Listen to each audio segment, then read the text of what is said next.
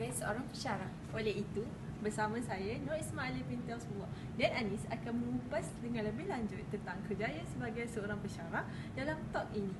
Jom ikuti kami.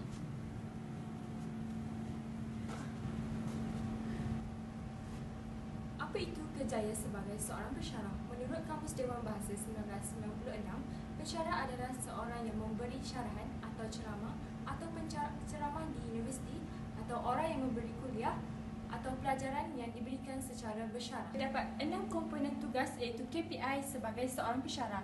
Yang pertama, pengajaran. Yang kedua, penyelidikan, penerbitan, perundingan, pentadbiran, perundingan dan seminar, dan last sekali khidmat kepada universiti ataupun masyarakat. Anda telah menerangkan tentang definisi sebagai seorang pensyarah dan juga tugas-tugas sebagai seorang pensyarah.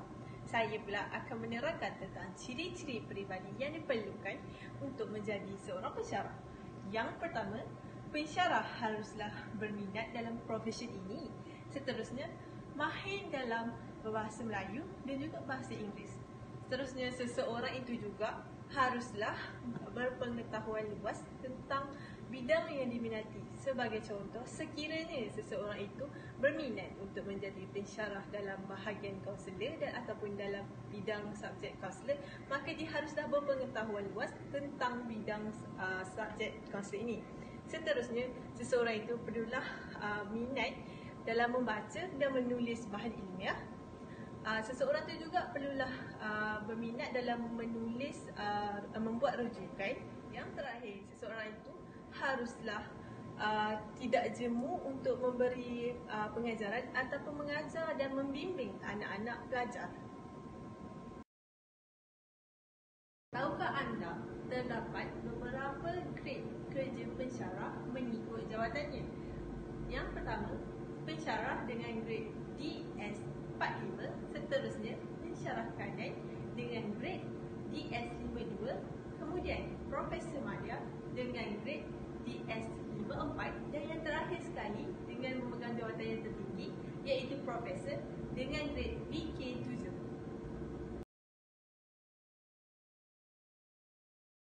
Ini saya akan terangkan tentang carta alih sebagai pensyarah. Kita mulakan dengan SPM.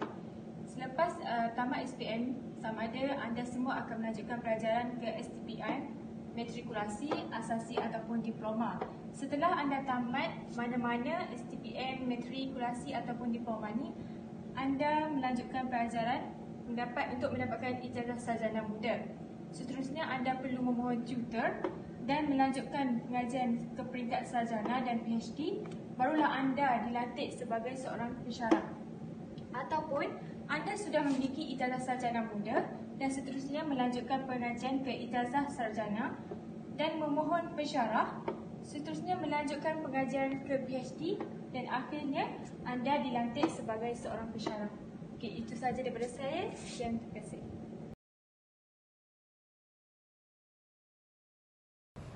Menurut An-Nawawi, seseorang edukator ataupun pensyarah ini perlulah menjalankan pengajaran itu mengikut dakwah Rasulullah dan sahabatnya.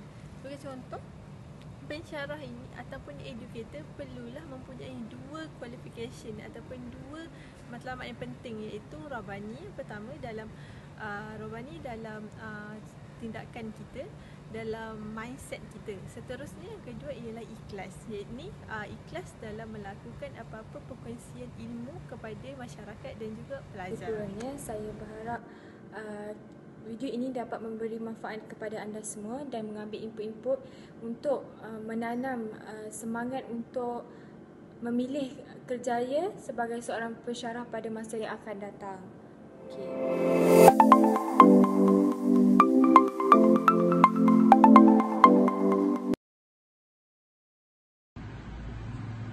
Pada pendapat saya, seorang itu akan dapat apabila memilih kerjaya sebagai pensyarah. Pertama, dia boleh mendapat gelaran sebagai profesor. So dalam gelaran profesor ni ada banyak gelaran ni.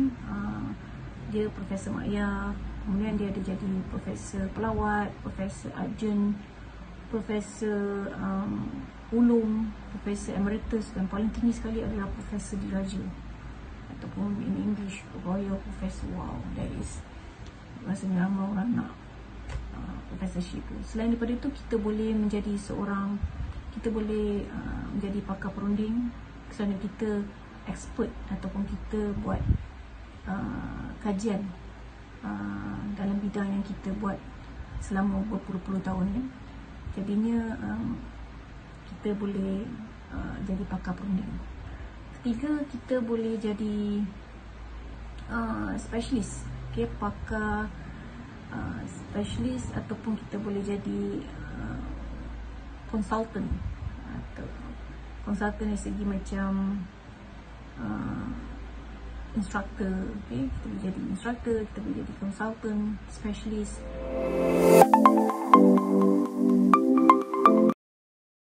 Cabaran semasa menuntut ilmu untuk menjadi seorang pensyarah, tentunya cabarannya adalah PhD atau terus belajar untuk melanjutkan pelajaran ke peringkat yang paling atas, iaitu PhD. Sangat mencabar, dan sangat mencabar lagi sekiranya mendapat penyelia yang tidak mahu bekerjasama, yang terlalu defensif, dan mencabar juga sekiranya bekerja sambil belajar, ya. Itu adalah cabaran-cabaran yang saya rasa kita macam yang paling menonjol dari segi cabaran. Kelayakan untuk menjadi seorang pensyarah, minimum kelayakan adalah kena ada kedoktoran atau PhD, kerana disebabkan dalam sesuatu institusi tu dia ada pelajar sarjana muda, sarjana dengan PhD. So kita menggalakkan setiap pensyarah mempunyai PhD sebab dia boleh mengajar sarjana muda, sarjana juga pelajar-pelajar PhD sekali, ya. Kita tak nak mahu, kita kalau boleh tidak mahu seseorang pensyarah tu hanya mengajar peringkat sarjana ataupun peringkat sarjana muda saja, ya. Perlu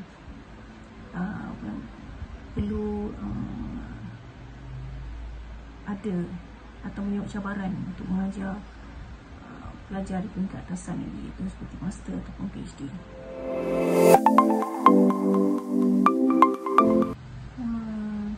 Kerjaya sebagai seorang pensyarah, ya, bagi saya very straightforward. Kami mengajar, kami juga belajar juga, kami memberi nasihat kepada pelajar-pelajar, kami menyelidik, kami menjalankan penyelidikan, kami juga kadang-kadang dipilih menjadi menjalankan tugas-tugas admin sekali. Kemudian kami perlu berkhidmat dengan masyarakat, okay. Dan itu saja kot kerjaya sebagai seorang pensyarah. Terima kasih. Faktor kejayaan seorang pensyarah bagi saya, bila melihat pelajar-pelajar saya berjaya di dalam kerjaya masing-masing ataupun kerjaya masing-masing, saya rasa itu adalah faktor kejayaan saya sebagai seorang pensyarah.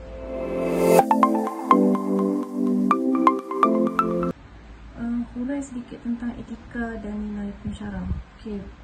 Etika dan nilai pensyarah simple dia. Nombor satu, pensyarah tu perlu ada integriti, menjaga integriti. Kedua, accountability. Ketiga, menghargai masa. So maksudnya pensyarah tu menghormati masa yang telah dia berikan, especially waktu mengajar lah, ya. Masuk kelas, kalau sekiranya kelas pukul 8, masuklah pukul 8, janganlah lewat. Keempat, dedikasi. Kelima, tawaduk, maksudnya tidak sombong, tidak bongkak, tidak mengaibkan orang, sentiasa menghormati orang, sentiasa fikiran positif, terbuka. Kemudian seterusnya adalah berdisiplin, okay, bekerjasama. kemudian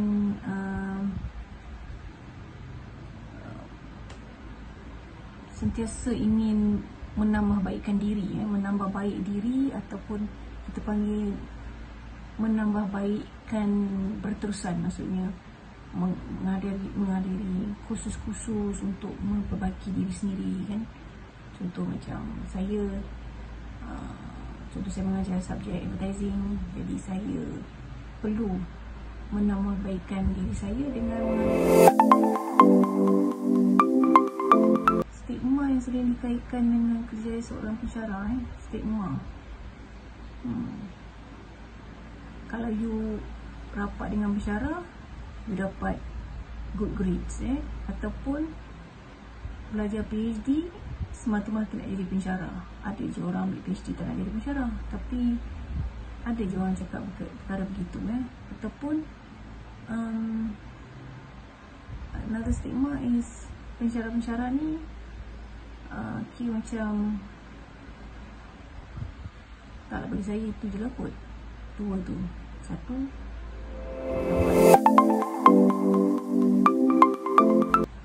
kerja sebagai seorang pensyarah memberi kesan negatif. Saya tak nampak pun kesan negatif di kalangan diri saya, di kalangan rakan-rakan dan juga diri saya sendiri. Sebab saya rasa menjadi seorang pensyarah ni, sebab dia berlandaskan kepada flexibility, fleksibel. Pensyarah ni, jadi pensyarah adalah waktu kami adalah fleksibel. Kami boleh datang pukul 9 pagi, kami boleh datang pukul 12 tengah hari, tak kisah. Janji kami boleh, memenuhi masa yang telah ditetapkan pada kami, iaitu 40 jam dalam seminggu. Itu yang kami kena fulfillkan. Dan saya tak rasa macam ada kesan negatif. Kalau ada kesan negatif sekiranya seorang pensyarah itu memegang jawatan, maksudnya dia seorang pensyarah dan dia memegang jawatan sebagai dekan, ataupun dia seorang pensyarah, dia memegang jawatan sebagai ketua program, begitu. So mungkin ada maksudnya dia buat kerja dua kali lah, dia buat kerja dua, jadi masa tu agak sedikit lah untuk keluarga, bersama dengan keluarga. So lebih banyak menghabiskan masa di office dengan kerja-kerja admin.